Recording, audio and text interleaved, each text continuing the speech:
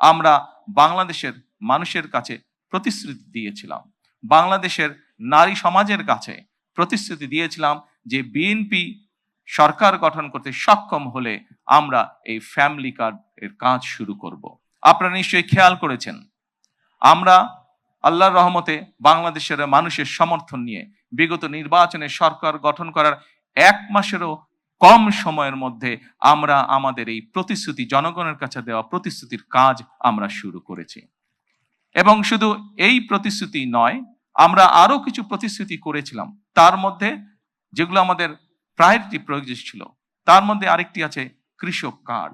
সেই কৃষক কার্ডের কাজও আমরা শুরু করেছি ইনশাআল্লাহ। ঠিক আজকের এই অনুষ্ঠানে আমরা যেভাবে 37,000 মানুষের কাছে, 37,000 নারীর কাছে আমরা ফ্যামিলি কার্ড তুলে দিতে সক্ষম হয়েছি, ঠিক একইভাবে আগামী মাসের মধ্যে আগামী মাসের ভেতরে আমরা কৃষক ভাইদের কাছেও, বহু কৃষক ভাইদের কাছে আমরা কৃষক কার্ড তুলে দিতে সক্ষম হব ইনশাআল্লাহ।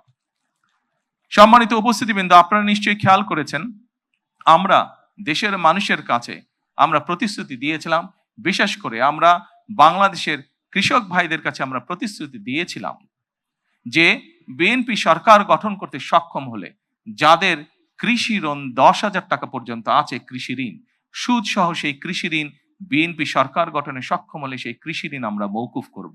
আল্লাহর রহমতে আমরা গত সপ্তাহে সেই 10,000 টাকা পর্যন্ত কৃষি ঋণ মওকুফ সরকারের পক্ষ থেকে করে দেওয়া হয়েছে সুদ সহ। এইভাবে একে একে আমরা জনগণের কাছে দেওয়া প্রতিশ্রুতিগুলো, যেই প্রতিশ্রুতিগুলো পূরণের মাধ্যমে জনগণের ভাগ্যের পরিবর্তন হবে, যেই প্রতিশ্রুতিগুলি পূরণের মাধ্যমে, একটি সরকারের প্রতিশ্রুতি পূরণের মাধ্যমে দেশের ভাগ্যের পরিবর্তন হবে, জনগণের ভাগ্যের উন্নয়ন ঘটবে, সেই প্রতিশ্রুতিগুলো আমরা ধীরে ধীরে পর্যায়ক্রমিকভাবে যে কোনো মূল্যে পূরণের চেষ্টা করব। আজকে এই ফ্যামিলি কার্ড ব্যক্তিগতভাবে আমার জন্য আজকের দিনটি খুবই ইমোশনাল। কারণ এখানে আজকে যারা আপনারা অতিথি উপস্থিত আছেন, এখানে কিছু মানুষ উপস্থিত আছেন যাদের সাথে বিগত অনেকগুলো বছর ধরে আমি বসে বসে আমরা পরিকল্পনা গ্রহণ করেছি যে কিভাবে যখন সময় আমরা পাবো, সুযোগ পাবো, জনগণের সমর্থন পাবো, সেই ফ্যামিলি কার্ডটিকে আমরা বাস্তবায়ন করব। আল্লাহ তাআলা রব্বুল আলামিনের রহমতে আজকে আমাদের সেই দিনটি উপস্থিত, যেই দিনে আমরা আমাদের এই প্রতিশ্রুতি রক্ষা করতে সক্ষম হয়েছি। সেজন্যই আজকে আমার জন্য যেমন একটি ইমোশনাল দিন, আমি মনে করি আমার সরকার এবং আমার দল বাংলাদেশ জাতীয়তাবাদী দলের জন্য একটি ঐতিহাসিক এবং একটি ইমোশনাল দিন আজকে।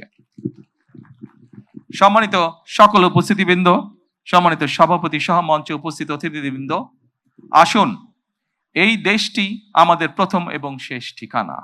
এই দেশের মানুষের প্রত্যাশা বর্তমান নির্বাচিত সরকারের কাছে অনেক, সেটি আমরা বুঝতে পারি।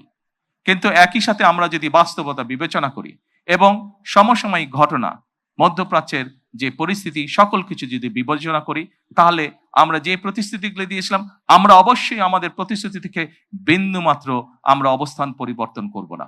হয়তো সমসাময়িক বৈশ্বিক পরিস্থিতির কারণে ক্ষেত্র বিশেষে হয়তো আমাদের কিছু কিছু ক্ষেত্রে সময় বেশি লাগতে পারে প্রতিশ্রুতিগুলো বাস্তবায়নের জন্য।